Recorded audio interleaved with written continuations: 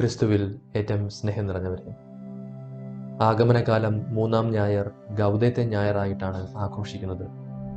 എന്ന് പറഞ്ഞാൽ സന്തോഷത്തിൻ്റെ ഞായർ എന്നർത്ഥം. സത്യത്തിൽ എന്താണ് മനുഷ്യനെ സന്തോഷിപ്പിക്കുന്നത് എന്ന ചോദ്യത്തിന് സുവിശേഷം നൽകുന്ന ഉത്തരം വിശ്വാസം എന്നാണ്. കഴിഞ്ഞ ആഴ്ച ജോർദാൻ നദിക്കരയിൽ വെച്ച് പ്രതീക്ഷകളുടെ പൂർത്തീകരണം ഉറച്ച സ്വരത്തിൽ വിളിച്ചു പറഞ്ഞ സ്നാപക യോഹന്നാനിലൂടെ പ്രത്യാശയെപ്പറ്റിയാണ് നാം ധ്യാനിച്ചത്. അതേ സ്നാപക യോഹന്നാനിലൂടെ തന്നെ ഇന്ന് നാം വിശ്വാസത്തെപ്പറ്റി ധ്യാനിക്കുന്നു. സ്നാപകന്റെ ജീവിതം നമ്മെ അതിശയിപ്പിക്കുന്നതാണ്. പരിശുദ്ധാത്മാവിനാൽ പൂരിതനായ ഒരു വ്യക്തി, ദൈവരാജ്യം പ്രതീക്ഷിച്ച് അതിനനുസരിച്ച് ജീവിച്ചിരുന്നവൻ, വിശുദ്ധ ലിഖിതങ്ങളുടെ പൂർത്തീകരണവും തൻ്റെ ദൗത്യവും വളരെ കൃത്യമായി അറിഞ്ഞിരുന്നവൻ, തദനുസരണം തൻ്റെ ജീവിതവും തൻ്റെ വസ്ത്രധാരണം പോലും ചിട്ടപ്പെടുത്തിയിരുന്നവൻ. അവൻ ക്രിസ്തുവിനെ ലോകത്തിന് ചൂണ്ടിക്കാണിച്ചു കൊടുത്തു. അവൻ സത്യത്തിന് സാക്ഷ്യം നൽകി. രാജാവിൻ്റെ തെറ്റും സധൈര്യം തെറ്റാണെന്ന് വിളിച്ചു പറയാൻ അദ്ദേഹം മടി കാണിച്ചില്ല. എന്നാൽ അതേ തുടർന്ന് അദ്ദേഹത്തിന് കാരാഗ്രഹവാസം കൽപ്പിക്കുന്നു. അവിടെ വെച്ച് തീക്ഷ്ണമതിയായ സ്നാപക യോഹന്നാന് പോലും ഒരു വേള വിശ്വാസ ജീവിതത്തിൽ ഒരു പ്രതിസന്ധി ഉണ്ടാവുകയാണ്. കഴിഞ്ഞയാഴ്ച 1-ാം വായനയിൽ വായിച്ചു കേട്ട യെശയ്യാ പ്രവചനത്തിന്റെ ഒരു ഭാഗം ഇങ്ങനെയായിരുന്നു: കണ്ണുകൊണ്ട് കാണുന്നത് കൊണ്ടോ ചെവി കൊണ്ട് കേൾക്കുന്നത് കൊണ്ടോ മാത്രം അവൻ വിധി നടത്തുകയില്ല. ദരിദ്രരെ അവൻ ധർമ്മനിഷ്ഠയോടെ വിധിക്കും. ഭൂമിയിലെ എളിയവരോട് അവൻ നീതിപൂർവം വർത്തിക്കും. മിശിഹ വന്നുകഴിഞ്ഞു, പ്രതീക്ഷിച്ചിരുന്ന നല്ല നാളുകൾ, ദൈവരാജ്യത്തിന്റെ നാളുകൾ വന്നുകഴിഞ്ഞു എന്നറിഞ്ഞിരുന്ന യോഹന്നാൻ തനിക്ക് സ്വാഭാവികമായി നീതി നടപ്പാകുമെന്ന് ഉറച്ച് വിശ്വസിച്ചിരുന്നിരിക്കും. എന്നാൽ തൻ്റെ പ്രതീക്ഷകൾക്കനുസരിച്ചല്ല മിശിഹ പെരുമാറുന്നത് എന്ന് കേട്ടപ്പോൾ സ്നാപക യോഹന്നാൻ തൻ്റെ ശിഷ്യന്മാരെ യേശുവിൻ്റെ പക്കലേക്ക് അയച്ച് ചോദിക്കുകയാണ്: വരാനിരിക്കുന്നവൻ നീ തന്നെയോ, അതോ മറ്റൊരുവനെ ഞങ്ങൾ പ്രതീക്ഷിക്കണമോ എന്ന്. പ്രിയപ്പെട്ടവരെ, വിശ്വാസ ജീവിതത്തിൽ ഏവർക്കും സംഭവിക്കാവുന്ന ഒരു പ്രതിസന്ധിയാണ് സ്നാപക യോഹന്നാനിലൂടെ നമ്മുടെ മുമ്പിൽ വെളിപ്പെടുന്നത്. പ്രത്യേകിച്ച് വേദനകളുടെയും ദുഃഖങ്ങളുടെയും പരാജയത്തിൻ്റെയും കാരാഗ്രഹത്തിലേക്ക് നമ്മൾ അകപ്പെടുമ്പോൾ നമ്മളും പലപ്പോഴും ദൈവത്തെപ്പറ്റി സംശയിക്കാറുണ്ട്. എത്ര പുണ്യമായ ജീവിതമായിരുന്നാലും മനുഷ്യനെന്ന നിലയ്ക്ക് നമ്മുടെ ചിന്തകൾക്കും പ്രതീക്ഷകൾക്കും ഒരു പരിധിയുണ്ട്. നമ്മുടെ ആഗ്രഹങ്ങളിലേക്കും കാഴ്ചപ്പാടുകളിലേക്കും ദൈവത്തെ തളച്ചിടാതിരിക്കുക എന്നതാണ് പ്രധാനം. ഇത്തരമൊരു അനുഭവം അനേകം വിശുദ്ധരുടെ ജീവിതത്തിലും ഉണ്ടായിട്ടുണ്ട്. ഒരു മരുഭൂ അനുഭവം. നമ്മുടെ പ്രാർത്ഥനകൾ നിഷ്ഫലമാകുന്നു എന്ന തോന്നൽ, വിജനമായ മരുഭൂമിയിൽ ഒറ്റപ്പെട്ട അവസ്ഥ, ലക്ഷ്യത്തിലെത്താതെയുള്ള യാത്രകൾക്ക് സമാനമായ ജീവിതം, എന്ത് ചെയ്യണമെന്നറിയാതെ നിസ്സഹായരായി പോകുന്ന അവസ്ഥ.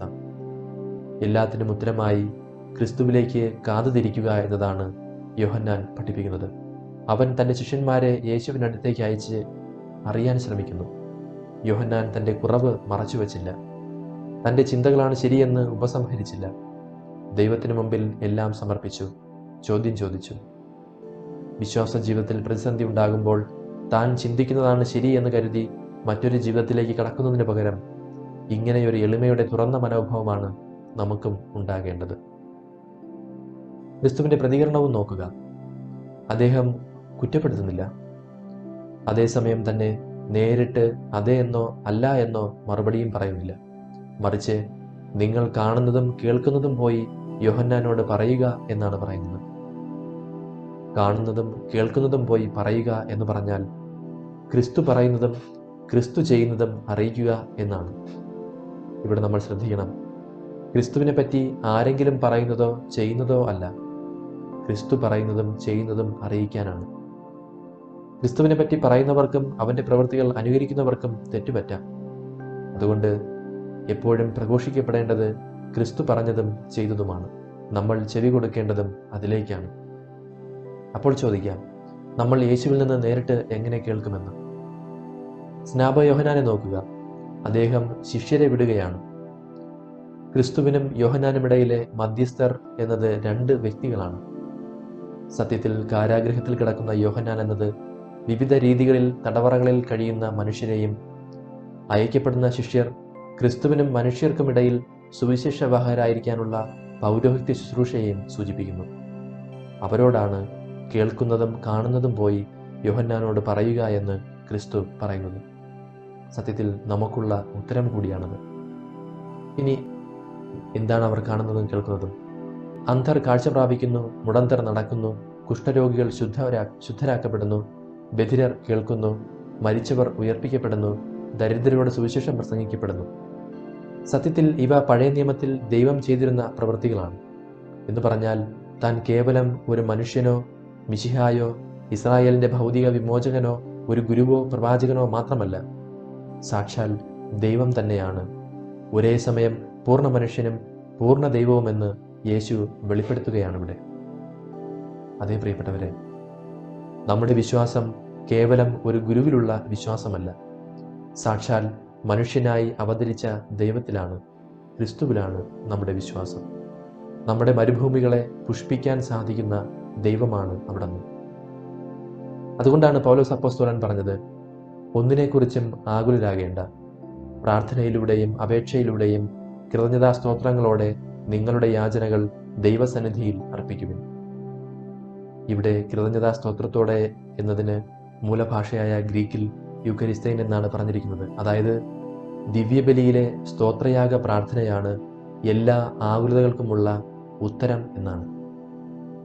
ദിവ്യബലിയിൽ നാം അവിടുത്തെ ശ്രവിക്കുന്നു എന്ന് മാത്രമല്ല, അവിടുത്തെ സ്വീകരിക്കുകയും ചെയ്യുന്നു. അതിനാൽ ദിവ്യബലിയിലുള്ള നമ്മുടെ പങ്കാളിത്തം ഏറ്റവും അത്യന്താപേക്ഷിതമാണ്. എന്തുകൊണ്ടാണ് ദിവ്യബലി ഇത്ര പ്രാധാന്യമർഹിക്കുന്നതായി മാറുന്നത്? കാരണം ദൈവം മനുഷ്യനായത് നമ്മെ രക്ഷിക്കാനാണ്, നിത്യജീവൻ നൽകി രക്ഷിക്കാൻ. അത് സാധ്യമാക്കാൻ പരിശുദ്ധ കുർബാന സ്ഥാപിച്ചു. മാമോദീസയിലൂടെ നമുക്ക് ലഭ്യമായ നിത്യജീവൻ പരിപോഷിക്കപ്പെടുന്നത് ഈ പരിശുദ്ധ കുർബാനയിലൂടെയാണ്. ആ ക്രിസ്തുവിൽ വിശ്വസിക്കാൻ അവിടുന്ന് ആരെയും തൻ്റെ ബന്ധുവായ സ്നാപ യോഹന്നാനെ പോലും നിർബന്ധിക്കുന്നില്ല എന്നതും ഇന്നത്തെ സുവിശേഷത്തിൽ നിന്ന് വ്യക്തമാണ്. നൂറ്റാണ്ടുകളായി സഭയും ചെയ്യുന്നത് അങ്ങനെയാണ്. ആരെയും വിശ്വസിക്കാൻ നിർബന്ധിക്കില്ല, എന്നാൽ അനുസ്യൂതം വചനം പ്രസംഗിക്കുന്നു. എന്തുകൊണ്ടാണ് വചനം പ്രസംഗിക്കുന്നത്? ഒറ്റ കാരണമേ ഉള്ളൂ. മനുഷ്യഹൃദയത്തിൽ വിശ്വാസത്തിൻ്റെ വിത്ത്, സന്തോഷത്തിൻ്റെ വിത്ത്, മാറ്റത്തിൻ്റെ വിത്ത് വിതയ്ക്കുന്നത് വചനമാണ്. പൗലോസ് അപ്പോസ്തലൻ പറഞ്ഞത് ഓർക്കുക, വിശ്വാസം കേൾവിയിൽ നിന്നും, കേൾവി ക്രിസ്തുവിനെ പറ്റിയുള്ള പ്രസംഗത്തിൽ നിന്നും. പലപ്പോഴും വിശ്വാസം എന്നാൽ വിശ്വാസയോഗ്യമല്ലാത്തത് വിശ്വസിക്കുക എന്നാണ് കരുതുന്നത്. എന്നാൽ അങ്ങനെയല്ല. ഓരോ വിദ്യാർത്ഥിയും തന്നെ പഠിപ്പിച്ചതെന്തെന്ന് സ്വയം അറിയുന്നതുവരെ അധ്യാപകനിൽ വിശ്വാസം അർപ്പിച്ചുകൊണ്ടാണ് പഠനം ആരംഭിക്കുന്നത്. അധ്യാപകൻ ഇവിടെ ബൗദ്ധിക അറിവിന് സാക്ഷി നൽകുന്നു. ഇത് മാനുഷികമായ വിശ്വാസം. എന്നാൽ ആത്മീയമായ വിശ്വാസം എന്നാൽ കണ്ണുകൊണ്ട് കാണാൻ സാധിക്കാത്ത ദൈവത്തെയും സ്വർഗത്തെയും സംബന്ധിക്കുന്ന കാര്യങ്ങളെക്കുറിച്ചാണ്. അതിന് ആരാണ് നമുക്ക് സാക്ഷ്യം നൽകുന്നത്? ദൈവം തന്നെ സാക്ഷ്യം നൽകണം. അവയെക്കുറിച്ച് അറിയുകയും കാണുകയും ചെയ്യുന്ന ദൈവം തന്നെ വെളിപ്പെടുത്തണം. വിശുദ്ധ ലിഖിതങ്ങൾ ദൈവം വെളിപ്പെടുത്തിയ കാര്യങ്ങളാണ് ഉൾക്കൊള്ളുന്നത്. ദൈവം സത്യമാണ്, അവിടുന്ന് നമ്മെ കബളിപ്പിക്കില്ല. അതുകൊണ്ടാണ് വിശ്വാസത്തിൻ്റെ അടിത്തറയായി വിശുദ്ധ ലിഖിതങ്ങൾ നിലനിൽക്കുന്നത്.